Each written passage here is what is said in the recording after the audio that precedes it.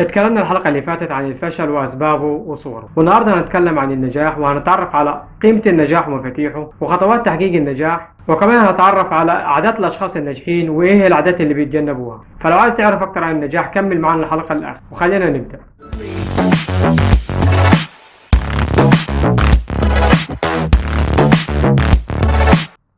النجاح معناه التوفيق وإدراك الغاية، وبمعنى تاني إنك تحقق أهدافك وطموحك وتوصل لها حتى لو واجهت مشاكل وعراقيل في طريقك. والنجاح بيحتاج منك إصرار بإنك تكمل اللي بدأته وما تستسلمش بسهولة مهما واجهت من عراقيل ومصاعب في طريقك. وكمان لازم تكون مرن بمعنى إنك تقدر تتكيف مع المشاكل والعقبات اللي هتواجهك في طريقك في أي شيء أنت بدأته، سواء كان قرار أو دراسة أو شغل. ولازم تكون ملتزم في تنفيذ أي عمل بدأته وما تسمحش للعاطفة والتفكير إنهم يشتتوا من تركيزك. والزم نفسك بتنفيذ خطوات هدفك عشان تقدر توصل للنجاح، واشتغل بحماس وقوة وعزيمة، وخليك واثق من النجاح حتى لو ما كانش عندك أدلة ملموسة تثبت لك إنك بالضرورة هتنجح، لأن النجاح فكرة بيشوفها بس صاحب الفكرة في البداية، وكل الناس ما بيكونش متخيلة ولا عندها فكرة إنك ممكن تنجح. وعشان كده في رحلة النجاح الصعوبات والمشاكل هتكون فيها وحيد، ولكن لما تنجح الكل هيكون جنبك ويقول لك برافو أنت فكرت إزاي في الفكرة دي أو في الموضوع ده، زي العالم لما يخترع اختراع أو يبتكر نظرية، والطالب لما ينجح، أو لاعب الكرة لما يسجل هدف. فالفترة اللي بتكون قبل الاختراع أو قبل ابتكار النظرية أو قبل نجاح الطالب أو حتى قبل تسجيل اللاعب للهدف بتكون كلها محاولات من صاحب الفكرة أو الاختراع أو النجاح بيحاول ويشتغل عليها. لكن لما ينجح ويوصل للنتيجة فكل الأضواء بتكون عليه، وساعتها كل الكلام بيكون عن إنجازاته وإزاي وصل للنجاح. ودلوقتي إزاي تنجح وتحقق هدفك. في البداية لازم تحدد هدفك، وهي دي الخطوة الأولى عشان تقدر تنجح. وكمان حط خطة لهدفك وامشي عليها، لأن الخطة هتذكرك بما يجب عليك فعله. وحدد ميعاد نهائي لإنتهاء العمل في هدفك أو خطتك، لأن تحديد الموعد اللي هينتهي فيه عملك أو هدفك هيجبرك على الالتزام بتنفيذ خططك بالترتيب وبانتظام. واعمل لك قائمة بالحاجات اللي عايز تنفذها، ورتب أهدافك من الأهم للمهم أو من الأهم للأقل أهمية. وبعد ما تحط الخطة وتحدد الميعاد النهائي لإنتهاء العمل وتنظم أولوياتك، لازم تمشي على الخطة من غير ما توقف عشان تقدر توصل في النهاية لهدفك. وكمان لازم تشتغل كل يوم على خطة أو فكرة من أفكارك، وما تديش فرصة للفراغ إنه يسيطر عليك عشان تقدر توصل في النهاية للنجاح. وبعد ما جاوبنا على سؤال إزاي تنجح، دلوقتي في سؤال تاني وهو إيه هي مبادئ النجاح؟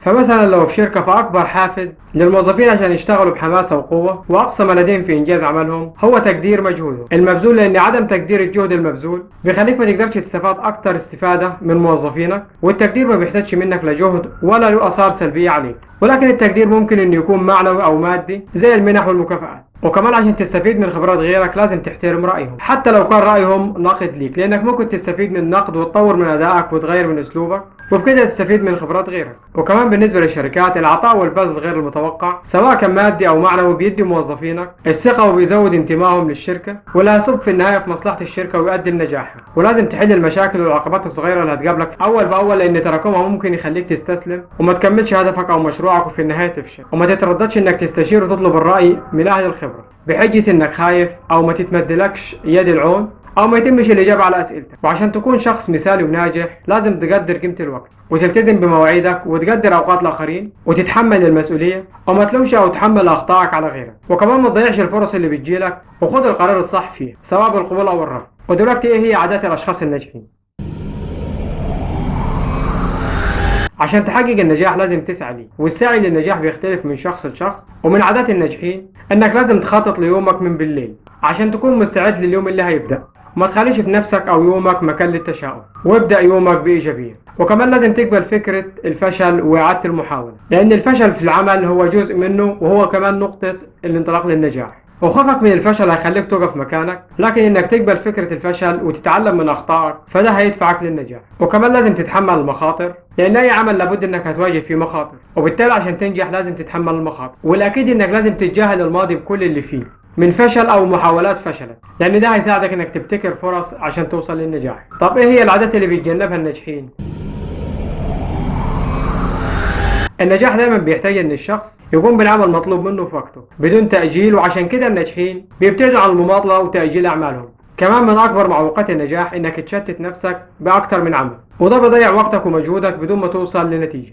وعشان كده التركيز على عمل واحد هيعطيك نتيجة مرضية ليك. وطبعا لأن العالم بيتطور بسرعة كبيرة، فده هيخلي أي شخص واجب عليه إنه يواكب التطور ده، لأنه لو ما واكبش التطور هيحكم على نفسه بالفشل. وعشان كده الناجحين بيحاولوا يتعلموا كل ما هو جديد، بالإضافة لعدم انشغالهم بما هو غير مهم. وكمان الناجحين ما بيخلوش حد غيرهم يحط لهم الخطط، وبالتالي هم اللي بيحطوا الخطط بنفسهم ويرتبوا أولوياتهم. وعلى العكس الأشخاص الفاشلين بيعتمدوا على غيرهم في وضع الخطط وترتيب الأولويات. وفكرة الكمال مش موجودة عند الأشخاص الناجحين، والأشخاص الناجحين مدركين بأن النجاح ما بيجيش من الخوف، ولكنه بيجي من التعلم من الوقوع في الأخطاء. وكمان الأشخاص الناجحين مدركين أن الفرص ما بتجيش لحد عندهم، وعشان كده هم ما بيستنوش الفرصة تجيلهم، وبيدوروا على الفرصة وما بينتظروهاش تيجي. ولحد هنا الحلقة خلصت. ما تنساش تبص على المصادر هسيبها لك في وصف الفيديو، وهسيب لك رابط حلقة الفشل في وصف الفيديو.